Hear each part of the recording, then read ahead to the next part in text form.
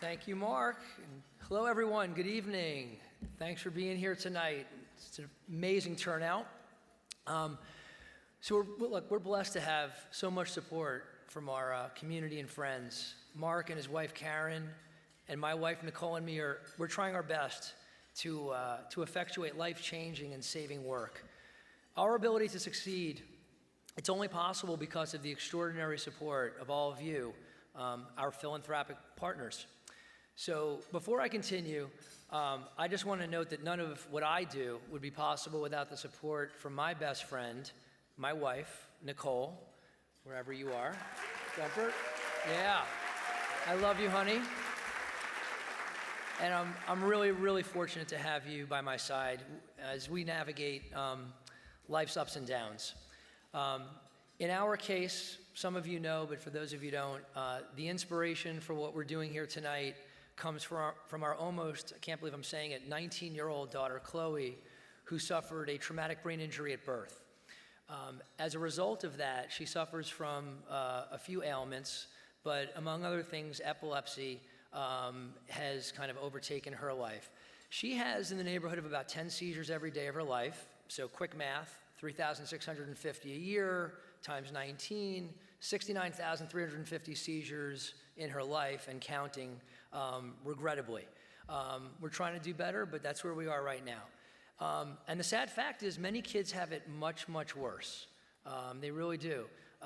So Nicole, along with Chloe's 16-year-old brother Jake and 13-year-old sister Alex, who are here tonight. Yeah, kids, you're there. Thanks for being here. They're there. Yeah, they live in this epileptic world every single day of their lives. So Jake and Alex, you guys are rock stars. You've had to grow up more quickly than many kids in your situation. So thank you for being who you are. So here we are tonight, Mark and me, two dads of children suffering with epilepsy. They're each part of a club with just far too many members, and no one should ever want to join that club. Here in Los Angeles, there's about 160,000 people with epilepsy. There's 3.5 million Americans and 65 million people worldwide with epilepsy. It's a big number.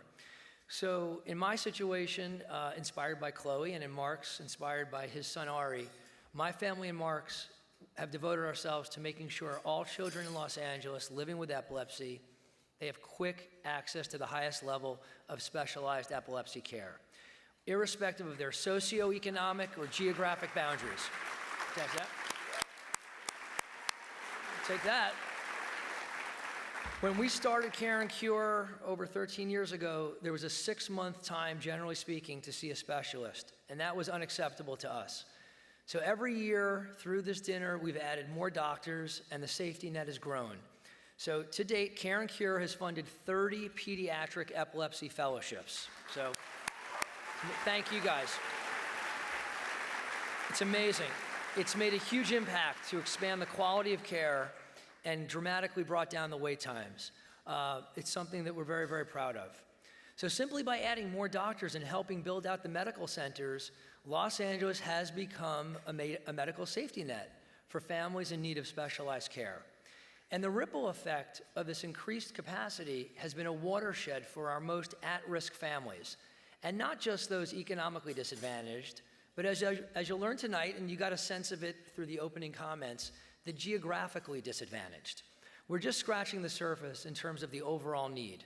In the US, we currently have, and this is interesting, only about 239, if you think about it, pediatric epilepsy specialists. Big word coming. An epileptologist is an epilepsy specialist. There's only 239 by our count. And there are states, there are entire states that don't have one. So the theme of tonight's dinner is epilepsy care without borders. You've heard of Doctor Without Borders? Tonight we're doing epilepsy care without borders. It's one of inclusion and access for everybody. Epilepsy is a universal language. I don't speak Filipino. I don't think many in the audience do. But I can tell you Gio's backstory. It's the same one many families, including mine, have endured. You're a parent and your child needs help. That's it. Their very being is at risk. They have seizures.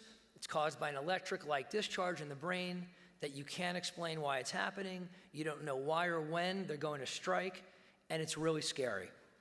So some seizures are very, very subtle, like a blank stare, and others are more pronounced. They're physical, they're violent, there might be a drop to the floor, there might be a loss of consciousness. Having unprovoked seizures is the definition of epilepsy. It's one of the oldest recorded and misunderstood medical diseases in history.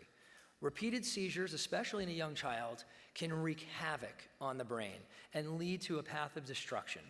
Instead of forming tens of thousands of new neurological connections in the brain each day that are vital for development, seizures prohibit this development, and they can take a serious toll on the progression of a child's life. Our families can attest to this firsthand. Ari and Chloe, as I just said, have had tens of thousands of seizures over the course of their lives. If you know them, you know how seizures have impacted them. Let's go back to Gio, who you just met. He was a mischievous 4-year-old when epilepsy unceremoniously entered his life. Stopping his seizures was a journey. At times, Gio was having 40 seizures an hour. 40 an hour. So he was prescribed, I call it the kitchen sink of drug cocktails. A lot of those cocktails led to him being very, very sedated. And unfortunately, the doctors found out he was drug resistant. So the drugs were not helping his epilepsy.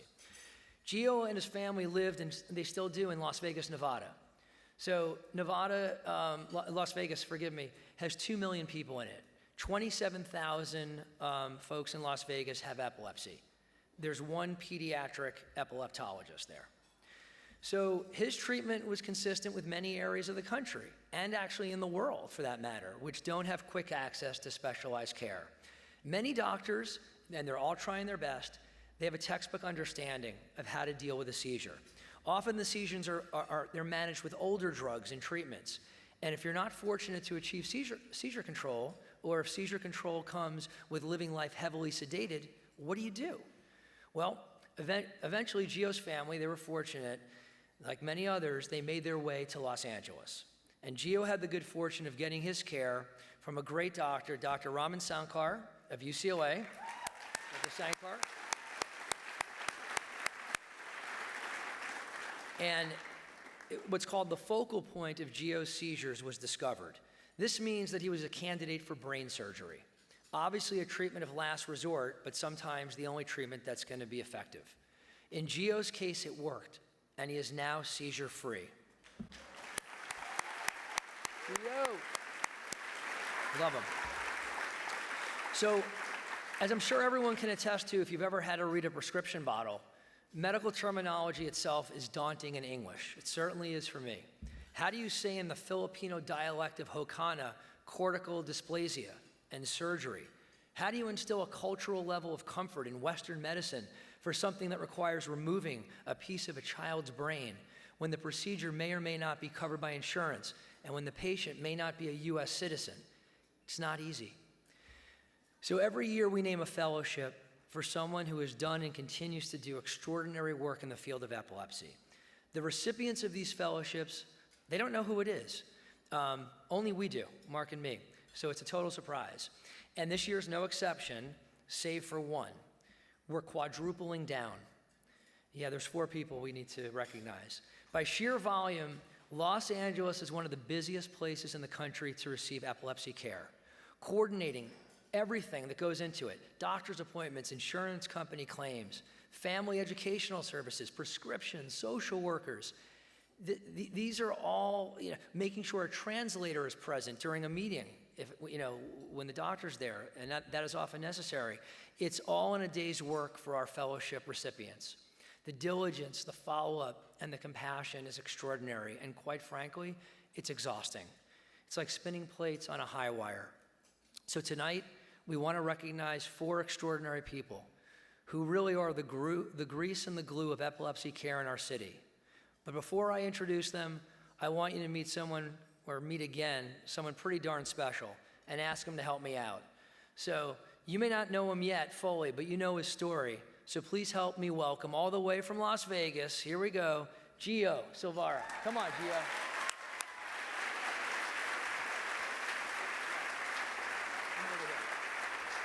So So he can't see them, but I'm going to help him out. All right, so we're going to call to the stage, please. They don't know this, so just take a moment. Marcy Gomez, Sandra, yeah, Marcy, Sandra Oviedo,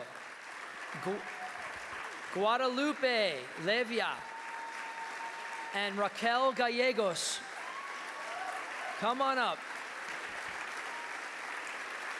Come on up here. There you go.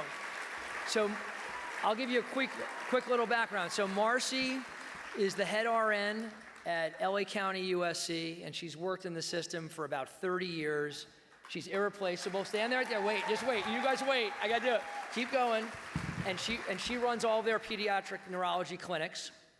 Okay. Sandra, there you are. Well, she's coming. Okay, Sandra's there. She's the program administrator at LA County USC, and she's been working behind the scenes there since 1994. She's dedicated to all aspects of the mission, supporting both research and clinical efforts. Guadalupe, yeah, congratulations. She began her journey in epilepsy care in 1980. She arrived at USC 13 years ago, and she provides a personal link to patients and families. She holds hands with them, she encourages them, and kind of navigates all of the trials and tribulations of epilepsy care at the hospital. And lastly, Raquel, who I know very well. How are you? Raquel manages the pediatric neurology group at UCLA. And over 20 years ago, she started as just an administrative assistant in the pediatric neurology group. There were 5 physicians, 3 residents, and no fellows. And now you manage 14 faculty physicians, 6 residents, and 3 fellows. So congratulations to all of you.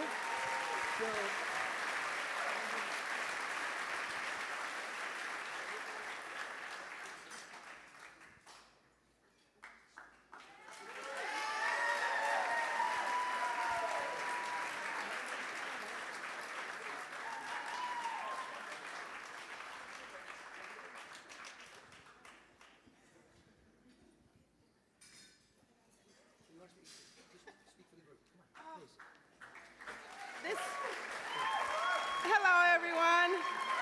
It's a pleasure and an honor to be here. I want to thank each and every one of you for being here. I have lived with epilepsy, not personally, but worked for people with epilepsy most of my life.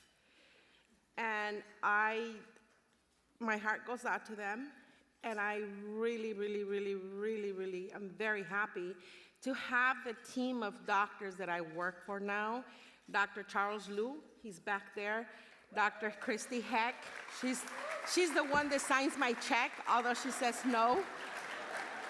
Dr. David Millet, Dr. Arma Koss, Dr. Gong, Dr. Susan Shaw, they're all great doctors to work for, and you know what? They all work for one thing, epilepsy. Because if it's gonna get done, all I have to use any of those names and the doors will be open. I have a great team of doctors, and it's an honor and a privilege to work for every one of them, for people with epilepsy. Thank you.